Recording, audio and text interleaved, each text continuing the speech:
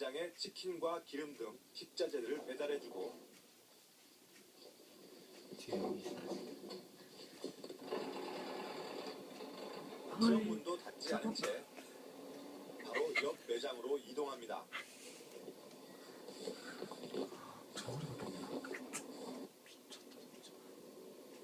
구두상 약속이었지만 가맹 본사는 근접 출점을 하지 않겠다는 약속을 사실상 깨버린 겁니다.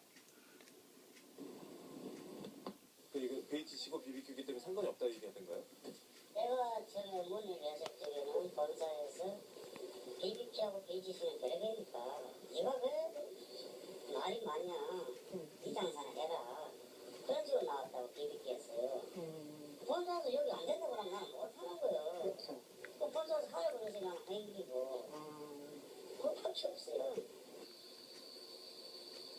공정위에 제소까지 했지만 본사의 구두상 약속은 법적인 효력을 발휘하지 못했습니다. 그 사이 안씨 가게의 매출은 크게 떨어졌다고 합니다.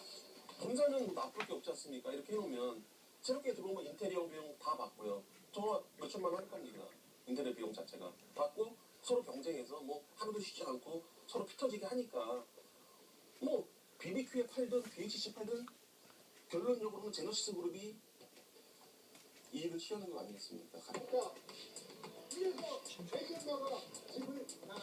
지난달 열렸던 전국 프랜차이즈 가맹점주들의 시위 현장. 다양한 업종의 가맹점주들이 각각 가맹본사의 횡포를 고발했습니다. 국내 프랜차이즈 브랜드 수는 3,800여 개가 넘습니다. 최근엔 대기업들이 가맹사업에 뛰어들며 시장 규모는 폭발적으로 커진 상황. 그만큼 부작용도 속출하고 있습니다. 대기업에 소속돼가지고 장사를 하면 그래도 생존율이 높다고 해가지고 가맹점 돼가지고 편의점 들어갔더니 이거는 피 빨아먹기가, 흡혈기가 사람 피 빨아먹기를 능가할 정도로 피를 빨아먹고 있습니다. 현재 경찰도 마찬가지입니다. 저들은 가맹점의 보호막이 되어야 할 본사가 오히려 영업권 침해에 앞장서고 있다는 사실에 분노합니다. 말이 됩니까? 한국간편상공사 현 KTNG의 100% 출자 회사인 한국인삼공사는 가맹사업자들에게 공급하는 똑같은 제품을 백화점은 물론 대형마트, 홈쇼핑, 방문 판매, 편의점, 인터넷 쇼핑몰까지 공급하여 가맹사업자의 영업을 방해함은 물론 최근 몇 년 동안 개인 점포를 운영하던 자영업자들이 프랜차이즈 간판을 다는 경우가 급속도로 늘어나고 있습니다. 서울 송파구에서 자동차 정비소를 운영했던 김영태 씨 역시 유명 타이어 회사의 가맹점으로 계약을 맺었습니다. 1억 8천만 원이나 되는 돈을 투자했던 건 그만큼 매출에 대한 기대가 컸기 때문입니다. 오늘 뭐 점심 먹고 이제 처음입니다. 게시한 거예요? 네, 게시한 겁니다. 그런데 김 씨의 경우 매출은 개점 후 6년 동안 제자리 걸음이었습니다. 타이어라는 거는 시기로 따지면 한 4년, 5년, 그리고 주행거리로 따지면 4만 킬로, 5만 킬로. 그렇기 때문에 자주 바꾸는 게 아닙니다. 현재 여기는 포화 상태입니다. 그리고 2km 간격 내에 7개 있다 그러면은 전부 나눠 먹기고 본사만 살지 저희들은 죽습니다. 10월 달에 김 씨가 가맹 계약을 맺은 후 6년간 같은 브랜드의 가맹점 7개가 차례차례 들어섰다고 합니다. 지도상에서도 김 씨 매장 주변을 둘러싼 다른 가맹점들이 확인됩니다. 모두 2-3km 반경 내에 있습니다. 네, 상황 내용. 매장 이자가 어느 정도 나왔습니까? 55개. 가맹 계약을 맺으며 대출을 받았던 빚을 갚느라 결국 집까지 팔았다고 합니다. 김 씨는 프랜차이즈 가맹점의 현실을 너무 늦게 알았다고 후회하고 있습니다. 5명 가족에 한 명씩 군대 갔다 해도 평균 생활비가 200만 원, 300만 원이 들어가는데 또 대학생까지 있고 하는데 거기서 어떻게 순이익을 더 많이 내가지고 이 대출 이자를 갚겠습니다.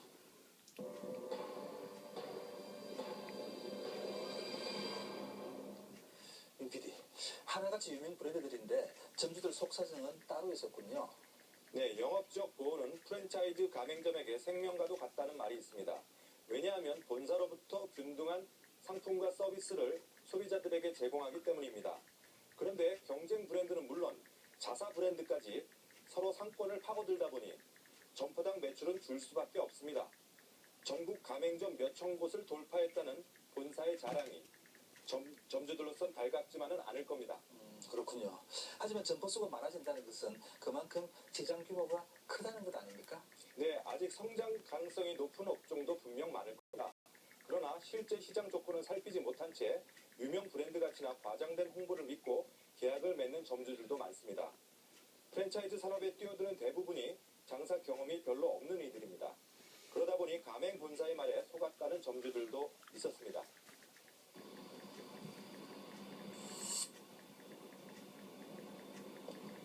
지난해 5월 경기도에서 치킨 브랜드 가맹점을 시작한 박은미 씨.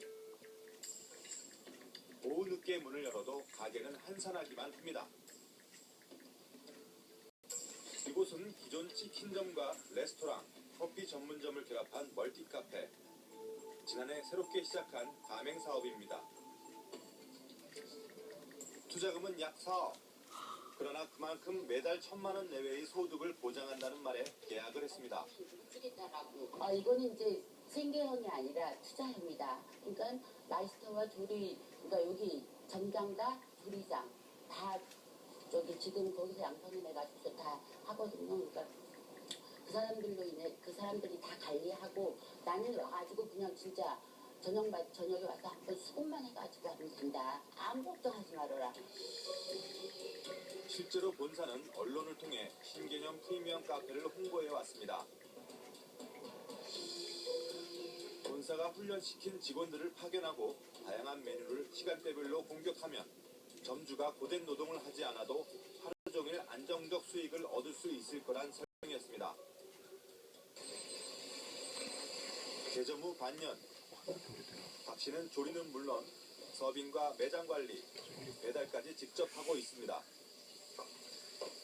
본사에서 파견한 직원 2명이 있지만 추가 인원을 쓰기엔 인건비 부담이 너무 크기 때문입니다. 영업을 시작하고 나서야 본사의 설명과는 달리 이 지역에선 카페형 매장이 경쟁력이 없다는 걸 알게 됐습니다. 거의 8시서부터 새벽 2시, 3시까지 그 시간이 딱 한정되어 있어요. 그러니까 그 전 시간은 매출이 전혀 없는 거죠.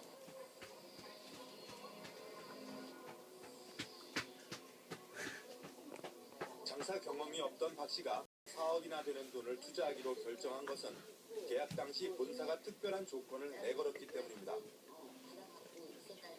이제 그 5%라는 거, 최저 수익 보장, 그 5%라는 것도 없었으면 저는 이거 시작하지 않았을 거예요. 왜냐면은 최소한 장사가 안 돼도 이 정도 5%는 보장을 해준다라는 어떤 것들이 있었기 때문에 정말 최후의 결정을 하게 된 거였거든요. 아무리 장사가 안 돼도 매년 투자금의 5%를 3년간 보장해준다는 최저 수익 보장제. 투자금이 높은 만큼 점주의 위험 부담을 덜어준다는 취지였습니다. 그런데 6개월 뒤 황당한 사건이 발생했습니다. 가맹 본사가 계약 당시엔 보여주지 않았던 손익 산출 기준표를 가져와 매우 까다로운 조건을 요구했습니다. 이 기준에 따르면 박 씨의 매장은 매달 적자가 나는데도 지원금을 전혀 받지 못하는 방식이었습니다. 처음부터 자기네가 이거를 얘기했다면은 이런 기준표를 주고 여기에 맞춰야만 분명히 5%를 준다라고 했어야 되는데 이런 부분에 대해서는 얘기 한마디도 없다가 그것도 뭐 한 달 지난 것도 아니고 6개월이 지난 시점에서 이거를 만들어가지고 가지고 온 거죠. 그쪽에서는.